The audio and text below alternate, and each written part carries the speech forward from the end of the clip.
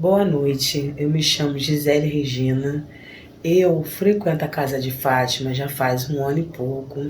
Vim fazendo tratamento aos quartos, aos sábados e vim me sentindo melhor. Eu tinha uma bronquite asmática que eu ficava todas as semanas doente, mas eu ficava ao ponto de parar em UPA todas as semanas. E a Casa de Fátima me curou. Me sinto bem melhor, não continuo mais com aquela falta de ar, melhorei da falta de ar, só continuo usando minhas bombinhas, mas nunca mais eu tive as crises que eu tinha. E continuo frequentando o tratamento.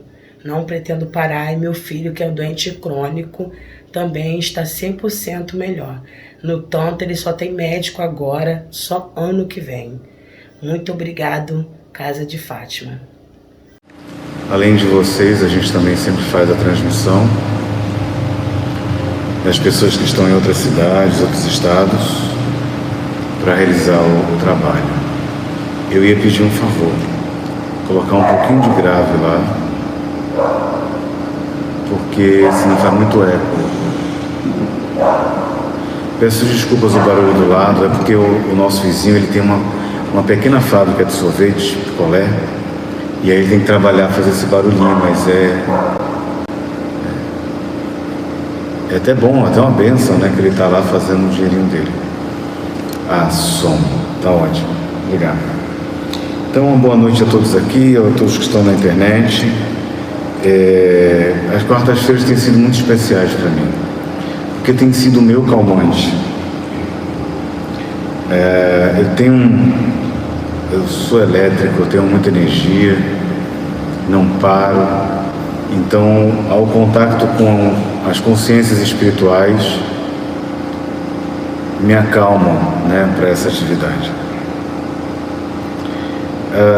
Como todos sabem, nesses primeiros 30 minutos a gente conversa, para depois a gente iniciar a atividade com Vicente de Angola, que é a cor espiritual.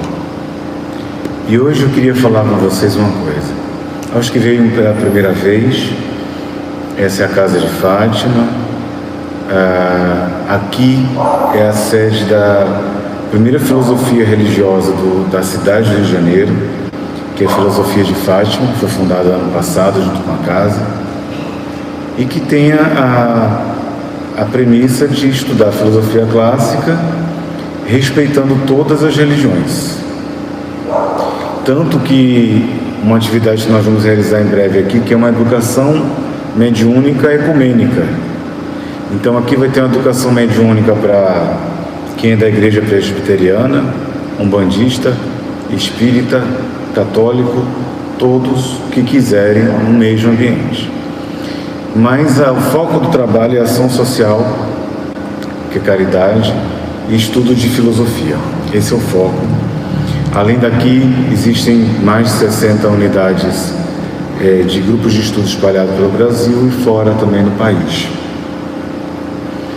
Hoje eu queria conversar com vocês uma coisa. Existe algo que nos iguala. Apesar de sermos únicos, existe algo que nos iguala nesse momento. Todos nós temos algo dentro de nós que nos iguala. A percepção pode ser diferente, a forma de como a gente lida com isso pode ser diferente de cada um, mas existe algo que nos iguala e é o vazio. Todo ser humano, quando ele se entende por ser humano, porque quando nós nascemos, durante um período nós não entendemos que somos nós individuais, o eu, o ego. Nós somos a criança quando nasce, ela pensa que ela, a mãe e o pai é uma coisa só. Por isso que, por exemplo, vai falar assim, ou Pedrinho, a Laurinha, ou Jorginho. Só depois, quando fala eu, é quando a criança entende que ela é um ser sozinho, que não é a mãe e que não é o pai junto. Quando ela começa a descobrir essa realidade, se instaura uma coisa igual a todos nós, que é o vazio. Eita, eu estou falando muito alto, meus amores. Vocês me desculpem porque tá o barulho aí. Vocês falem, viu? Porque aqui, ó, a Delma é surda, tá quase, a Claudinha, aí fica passando aqui, parece que todo mundo tá ruim dos ouvidos. Então, quando nós percebemos esse vazio, a gente não sabe lidar com ele. E a gente tenta preencher desde criança esse vazio.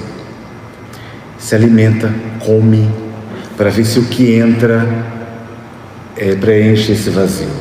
Fala, para ver se falando a gente esquece do vazio. Brinca, faz pirraça. Eu queria dizer para vocês, eu estou me formando em psicologia, e isso todos os meus colegas que estudam, formados, professores, têm uma ideia muito parecida. Criança com saúde é criança demônio, tá? Criança boazinha que fica calada assim o tempo todinho assim. Essa criança você tem que levar no psicólogo. Mas a criança que briga, que questiona, que quebra, não estou falando toda hora, mas que tem isso em si, isso é saudável. É a criança que tenta fugir do seu vazio. Quando nós vamos crescendo, a gente não sabe lidar com esse vazio. Então, na fase da adolescência, vem os hormônios, vem todo o crescimento, o corpo se desenvolvendo muito rápido, e a gente se entendendo como ser. Porque nesse planeta, a gente tem duas mãos, isso quando nasce desta forma. Tem pessoas que nascem de forma diferente, mas com dedos, com dois olhos, com a boca, com os ouvidos. Pode ser que a pessoa, o ser, melhor dizendo, que nasça em outro planeta, em outra galáxia, tenha uma forma completamente diferente da nossa. E nessa construção a gente vai cada vez tentando se alimentar para fugir do vazio. E a gente faz uma coisa, eu espero não desconstruir nada na mente de vocês hoje com isso, que é a invenção mais criativa e inventosa que o homem fez, que é a paixão. Amor não é paixão. Paixão é a necessidade desenfreada de tentar ocupar um espaço de vazio que nem você sabe como é que é preenchido. E aí a gente confunde, não, mas ele é uma pessoa boa, ele trabalha, ele traz as coisas para casa. Não, ela é uma pessoa boa, ela trabalha também, Não, isso não é paixão, isso não é amor. Isso colegas fazem também. A gente tenta preencher com amigos que pensam parecido, a gente tenta o tempo todo suprir. Aí começa a vir uma outra necessidade natural do ser humano, que é a ideia de pertencimento. A gente precisa pertencer a alguma coisa. Eu preciso pertencer ao grupo do que dança passinho em Madureira. Eu preciso pertencer ao grupo que dança reggae em Santa Cruz. Eu preciso pertencer ao grupo que estuda física na UERJ. Eu preciso pertencer ao grupo que solta pipa em Nova Sepitiba. No momento que eu pertenço a um grupo, eu preciso pertencer a uma igreja, preciso pertencer a um determinado grupo, eu diminuo a minha ideia de vazio, porque eu já pertenço e outras pessoas estão comigo nesse barco. O que é uma ilusão, porque quando a coisa aperta, todo mundo sai e deixa você sozinho. E essa ilusão de buscar um pertencimento, a gente se casa, e eu percebo muito nisso nas pessoas que têm muitos filhos, né? Vovó do interior de Pernambuco, eu não estou julgando, eu estou comentando, tá? Cada caso é um caso. E minha avó, a família dela, todos tinham muitos filhos. Ela teve 3, foi o que menos tinha. Todos tinham 7 filhos, sei lá quantos filhos. E às vezes eu percebo o seguinte, essa necessidade de filhos é uma necessidade de preencher um vazio para ter muita gente, para ocupar um espaço. E quanto maior esse vazio, mais gente, mais próximo. Então, no fundo, o ser humano está tentando preencher uma coisa que ele não sabe o que é, mas que todo mundo tem. Quando alguém faz um trabalho como esse, por exemplo, de cura espiritual, ou de ajuda espiritual, ou de qualquer outra atividade, um pastor, um padre, existe um vazio dentro dele. Só que talvez um vazio muito maior, porque ele precisa alcançar muito mais pessoas. E aí você tenta salvar as pessoas para tentar se salvar também.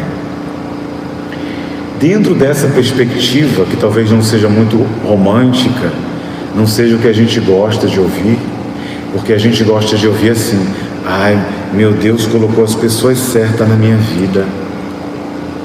Todo mundo que está na minha família é certinho, tinha que ser essas pessoas. Mas poderia não ser. Ah, mas eu casei com uma pessoa há 70 anos que eu fiquei casado com ela. Eu poderia escolher uma diferente? Eu tinha que ficar casado sempre todo? Poderia. Ah, então não precisava sofrer isso tudo que eu passei? Não. Algumas pessoas tentam preencher esse vazio tentando realizar tudo aquilo que Deus, como se nós soubéssemos do pensamento de Deus, certo para as nossas vidas. Não falar palavrão, não beber, não fumar. E assim vai as regras da moral de cada religião. Então, a gente vai ilusoriamente tentando agradar a Deus. Mas que arrogância! A gente sabe o que Deus pensa agora. Eu estou há 7 anos com minha companheira nesses altos e baixos. Eu não tenho nem ideia do que ela pensa de fato. E se eu tiver a arrogância de achar o que eu sei que ela tem na cabeça, eu vou me achar Deus, telepata, sei lá. A gente sabe aquilo que as pessoas nos passam quando elas querem passar, e nós absorvemos o que nos interessa. Ah, mas fulano é tão bonzinho, até tu dizer um não para ela. Ah, mas eu não sei, eu acho aquilo tão maravilhoso. É maravilhoso enquanto não ofusca a sua vaidade pessoal, a minha vaidade pessoal. Quando nós temos pessoas que questionam como a gente deve agir, se o nosso trato é certo ou errado, se a forma que a gente tem que fazer é certo ou errado, aí a gente vê se realmente a gente é tão bonzinho assim mesmo. Porque eu cheguei no ponto desse vazio, falando sobre vaidade, sobre pertencimento, essas coisas. Porque a gente chega num momento que eu acredito ser um final dessa grande pandemia, faltando alguns meses para o que a gente acredita ser a vacina e as pessoas se sentirem mais à vontade para sair. E muitas pessoas com ideias suicidas, muitas pessoas de alguma forma se sabotando, se machucando, fazendo algo para prejudicar a si mesmo, o seu corpo. E algumas ideias de depressão até com desejo de se matar. E eu, dentro das minhas meditações, e quero que vocês refutem, não acordem, não concordem com tudo que eu estou falando, mas questionem nas suas inteligências, nos seus pensamentos, que dentro dessa perspectiva teve algo ruim. A gente construiu um ego para se fortalecer, mas a gente se fortaleceu tanto em alguns aspectos que a gente acha que tem até o poder de tirar a própria vida e que isso é normal.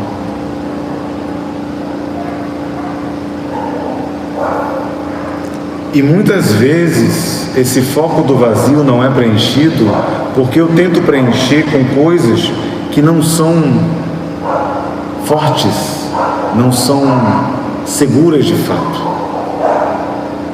Com ilusões, com ideias, com ilusões. A ilusão que se eu estiver numa casa eu me lembro que teve um rapaz no interior de São Paulo, estava muito aflito porque ele não estava conseguindo trabalhar. E às vezes, dentro da perspectiva dele, Ele achava que a espiritualidade, que Deus fosse trazer o trabalho, fosse mostrar um caminho para o trabalho, ele fosse acordar com um sonho, dizer, vai nesse caminho. E ele continuou meditando, estudando a filosofia de Fátima. Até que ele chegou um dia, sabe de uma coisa? Eu vou fazer meu próprio negócio. Eu vou abrir uma loja para consertar TV. Fez um curso de técnico e saiu dizendo para todo mundo, porque não adianta ter o curso e fazer isso em casa. Tem que dizer para as pessoas, e foi fazendo. Pediu na maçonaria, na igreja, tudo que ele tinha conhecimento lá. E hoje ele não está com tempo nem para olhar a internet, de tanto trabalho que tem. Ou seja, não era Deus a espiritualidade, era ele entender que aquele vazio não ia ser suprido com uma coisa externa, mas que vivia dentro dele, e ele tinha que dar o primeiro passo para resolver as coisas. E ele está conseguindo. Mas Fernando, que sacrilégio, você está dizendo que não tem que pedir a Deus? Eu estou dizendo que a gente não se sinta infantil ao ponto de achar que tem que ter um pai para cuidar da gente. Tome vergonha na sua cara e ande.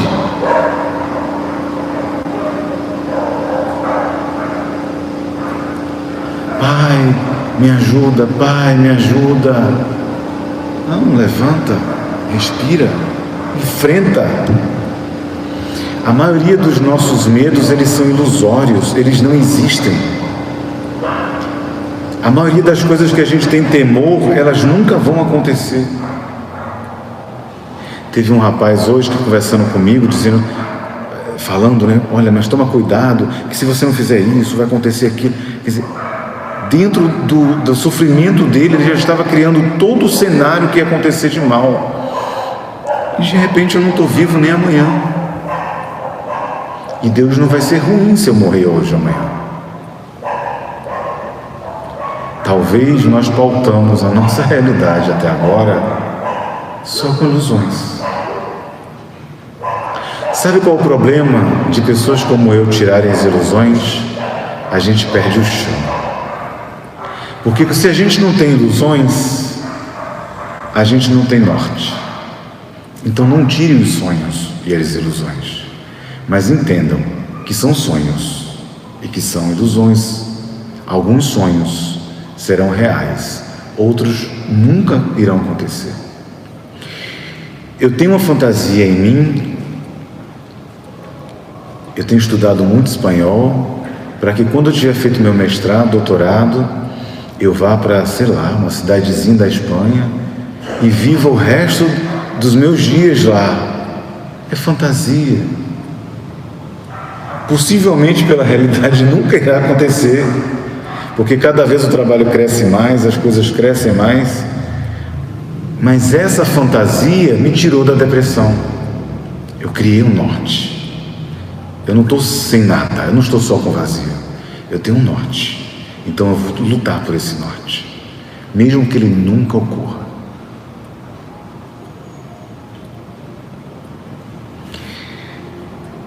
O que eu quero dizer com tudo isso é que talvez o nosso vazio não seja preenchido com outros vazios e fantasias de outras pessoas, mas talvez seja preenchido com a nossa certeza de que as coisas podem dar certo e que podem não dar certo.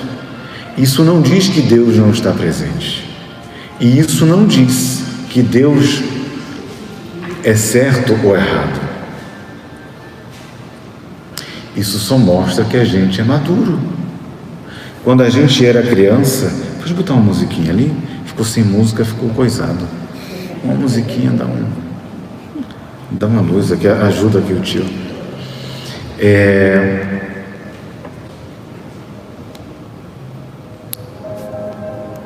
A gente escolhe um emprego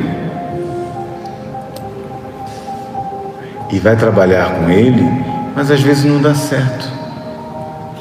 Eu estava vendo um canal, acho que voltou. Várias empresas que foram fechadas por conta da pandemia. Pessoas que passaram a vida inteira aquele senhor lá de 60 anos de idade, triste porque perdeu tudo, voltou ao zero.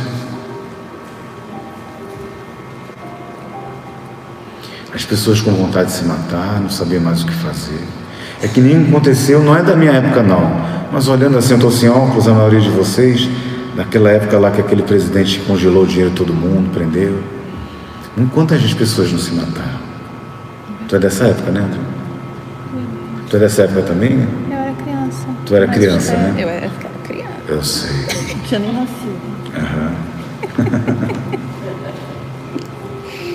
E eu não julgo as pessoas que fizeram isso, mas cabe dentro do que a gente está falando, a falta de perspectiva, mas a falta de realismo. Deus, meus amores, para muitos é um ser que castiga, é um ser que puxa pela coleira, é um ser que dá as rédeas, que limita. Para mim, Deus não dita. Quem dita é ditador. Deus acompanha. Deus participa. Deus permite. A construção de Deus é permitir que a gente se desenvolva e escolha. E ter dentro das nossas vidas a possibilidade de recomeçar todos os dias. Com a doença que você estiver, que ela não é sua, né? As doenças, elas passam pelo nosso corpo físico. Com a doença que nós estivermos passando com ela, com as dores do luto que nós estivermos, com a ausência que for. Eu vou dar um exemplo sobre esse vazio para completar, faltando esses poucos minutos dessa palavra. A gente é tão preocupado em preencher esse vazio, que eu vou dar um exemplo que é comum a todos os seres humanos. Eu vejo muitos nos jovens. Os jovens, vou te falar, eu cheguei ao ponto de estar velho para comentar isso. Os jovens, uma vez a pessoa perguntou: o funk é cultura? Eu disse: é cultura, mas esse funk de agora é uma cultura ruim?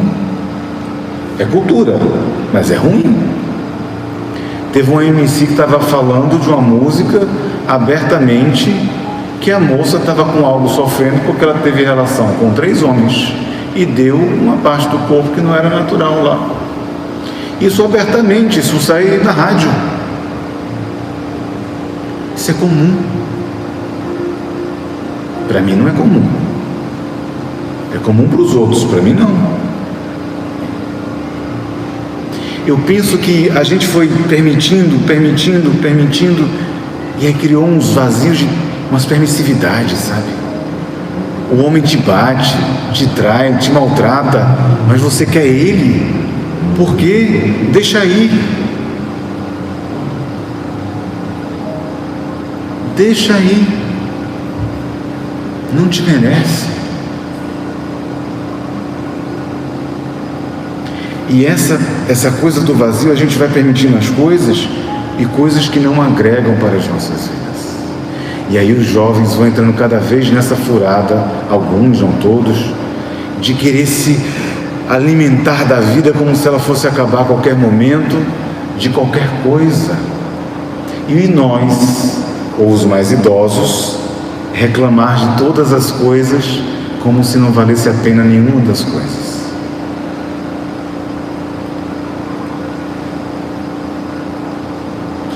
Como eu não estou aqui para dar certeza para os senhores, porque certeza é dogma. Qualquer religião, filosofia que dê certeza absoluta para os senhores e senhoras, estão praticando um dogma. Filosofia traz dúvidas. Eu quero que vocês pensem em que se apoiam e estão se apoiando até agora. E agora eu volto na conclusão. Mas, Fernando, estamos numa atividade onde buscamos um pouco de cura, um pouco de luz para nossas doenças. Isso é fé. Mas fé não é tapar os olhos. Fé é alimentar a alma de força. mas não tapar os olhos, nem os ouvidos. Fé é sentir o desejo e buscar algo que está além das percepções humanas, e elas ocorrem invariavelmente, mas não achar que ela é a solução para todas as coisas, porque Deus foi muito sábio. Ele deu uma coisa que preenche esse vazio e a gente não sabe usar, e se chama livre-arbítrio. Você é dono da sua escolha naquilo que você tem condições de ser, não em tudo. E eu deixo essa dúvida no ar: em que nós nos apoiamos? Em que verdade nos apoiamos? Será que a nossa verdade, fé, está tão enraizada que a gente é capaz de falar mal de outras pessoas por terem fé diferente? Será que a nossa verdade, a nossa fé está tão encrunhada, tão presa, que faz com que a gente despreze outras pessoas por praticarem fé diferente?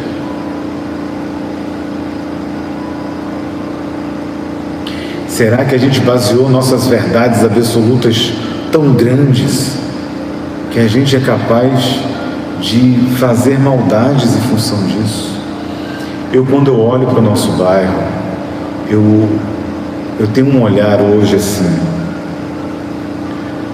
os que são de fora, que não vivem aqui, talvez não entendam, mas nós somos uma população tão sofrida, que apanhou tanto em todos os aspectos, que a nossa reação, que parece agressiva, é de defesa, porque a gente não aguenta mais apanhar.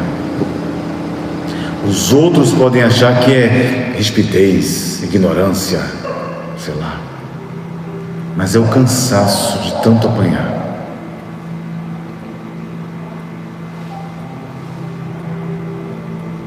Mas a gente pode viver de outra forma.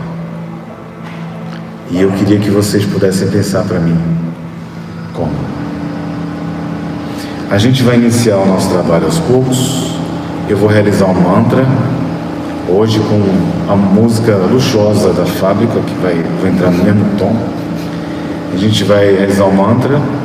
Vamos realizar uma atividade hoje que o Vicente pediu para começar. Vou lavar minhas mãos, vou limpar com álcool gel, mas é uma atividade que eu vou explicar para vocês.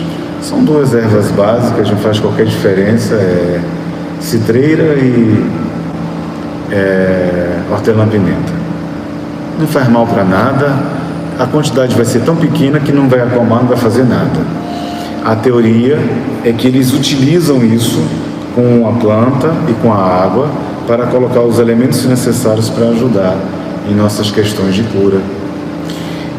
E claro que toda atividade é acompanhada com médico. Só atividade espiritual não pode, tem que ter um acompanhamento médico também. Então a gente vai realizar. A Cláudia vai chamar os nomes, eu vou preparar, ou o Vicente vem, utiliza meu corpo e prepara, você com eles, e entrega. Fernando, eu não quero beber, não tem problema nenhum. Aqui, graças a Deus, ninguém é obrigado a nada. E é só uma maneira de poder ajudar, tá bom? E quando acabar a pandemia, aos poucos, as pessoas vão sentando aqui, vai ter trabalho de desobsessão. As quartas-feiras estão sendo para isso. Um aviso, você coloca para mim, por favor? Um aviso sobre a reunião das cartas que ocorrerá neste sábado.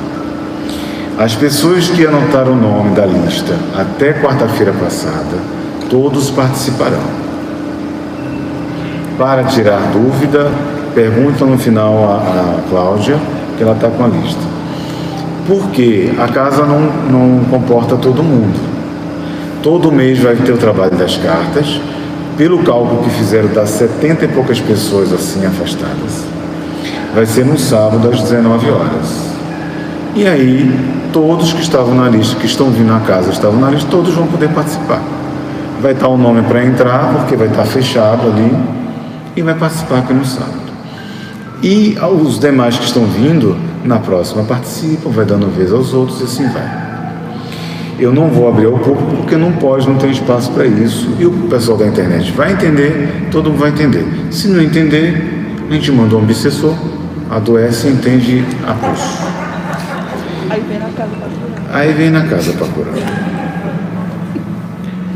A única pessoa que eu não tive poder de mandar obsessor é a minha sogra. Essa obsessor voltou, disse que ela era muito poderosa. Mas o resto...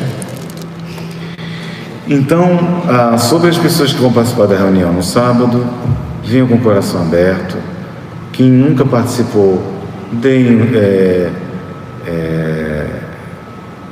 o melhor de vocês, no sentido de orar e estar em paz.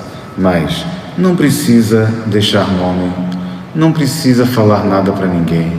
As cartas vêm naturalmente de lá para cá. Fernando, eu não acredito, pode vir?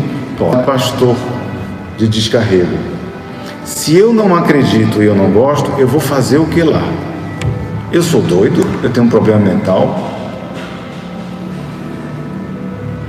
Então não venha. Ninguém paga nada. Nunca pagou, nunca vai pagar. Ninguém, não tem nada que não tem. As cartas é tudo para consolar. Então, se não gosta, não venha. Ah, Fernando, mas o meu coração quer provas. Então você vai se frustrar. Mas todo mundo comenta que as cartas vêm com a riqueza de detalhes e tal. Se vem, não é um problema meu. Eu não quero comprovar nada, gente. Eu já perdi muita coisa na minha vida. Eu sei que é uma arma na minha cabeça. Eu sei o que é um filho morrer por conta disso. Eu sei o que é ser chamado de charlatão, estelionatário. Olha que rico que eu tô. Moro aqui na frente da instituição. Riquinho. Com um Celta 2003, olha. Tô passeando em Sepetiba rico. Eu já passei por muita coisa difícil para fazer esse trabalho de Fátima. Eu não vou me dar o luxo de querer comprovar nada, nunca fiz. O trabalho é para consolar. Agora, sei que passou um pouquinho da hora, eu tenho que falar isso para vocês. A única coisa que eu aprendi aprendi muita coisa, mas o que eu mais aprendi de forte nessa história das cartas foi o seguinte: eu sei o que é você dar o que comer. Isso nem é um pensamento meu. Uma coisa que o Rodrigo uma vez conversou, falou para mim, eu estou elaborando agora com as minhas ideias. Eu sei o que é dar de comer, dar água para quem tem sede e estava no deserto. A pessoa desesperada. Não é de mim não, eu sou instrumento disso, mas eu sei o que é isso. A pessoa não ter norte nenhum, querer se matar, tá à base de remédio. E dar um consolo, dar uma palavra, receber uma carta, dar um abraço, mas eu tenho meu temperamento. Quem convive comigo sabe que eu não sou docinho. Eu digo as coisas de verdade. Mas se eu fosse uma senhora de 70 anos e falasse da mesma forma, ninguém ia dizer nada. Como é um homem de 40 com a voz grave, ficam se ferindo. Mas eu sei o que é cuspir no prato que come. Eu sei o que as pessoas chegarem até em rede nacional para falar pessoas que eu acolhi, gente. Pessoas que estiveram aqui, ó. Pessoas que choraram no meu ombro.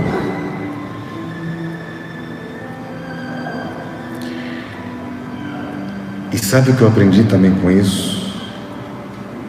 Essas mesmas pessoas, mais cedo ou mais tarde, voltam para o mesmo lugar que cuspiram.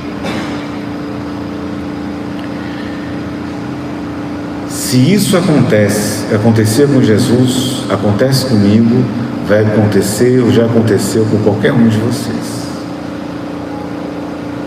Então, é isso que é o trabalho das cartas. Eu só estou avisando para vocês estarem por dentro, tá bom? Vamos trabalhar. O pessoal que é da internet, obrigado pela paciência, pelo carinho. Vou começar aqui o trabalho, tá bom? E nessa parte mediúnica a gente não mostra, tá? Mas obrigado pela paciência, Deus ilumine a todos vocês aí, viu? Juízo, não fale mal dos outros, e é isso.